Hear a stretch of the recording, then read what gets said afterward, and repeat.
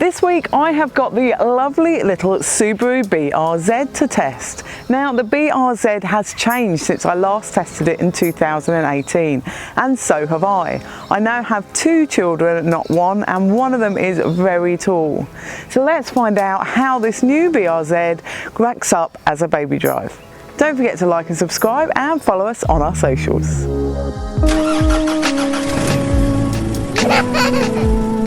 The child seat section of this review is brought to you by Infosecure. Now in the back of the Subaru BRZ there are Isofix in both rear seats. They're really nice and easy to connect to, and top tether anchorages in the parcel shelf behind too. Now surprisingly I find it really nice and easy to fit two Infosecure child seats in here. I've got the Attain more forward facing and versatile folding booster seat.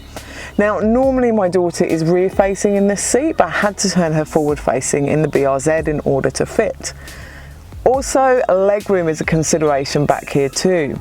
Now we found in order for the little ones to still be able to fit their legs in behind the seats, maximum of 170 centimetre passenger and driver in here. Especially now they seem to have made the glove box stick out further, so there's a lot less passenger legroom. To learn more about the child seats used in this video, just click on the link here.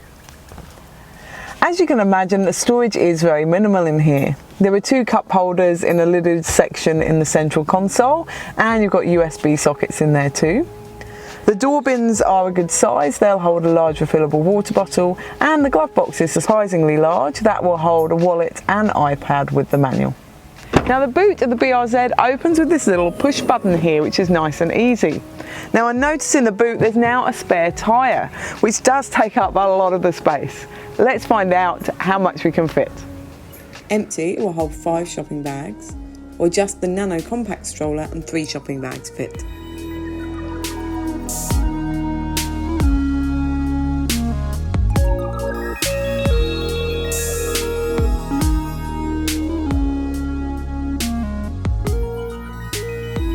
Now this is the top spec S model with a manual gearbox, and it's really good fun to drive.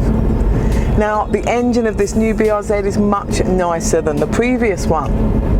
The automatics do come with a lot more safety features and adaptive cruise control too, which is something you miss in the manual.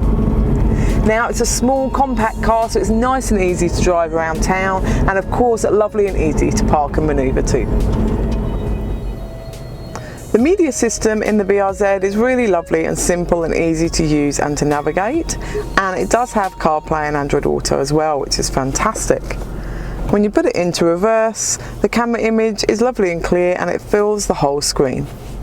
So to sum up with the Subaru BRZ, it's never meant as a family car. You can get those two child seats in the back, however I feel the cabin space is smaller now, so it's a little bit less practical. And the boot space feels a little bit less practical too for families. It is a fantastic drive, and if I had room in my garage, I would definitely have one.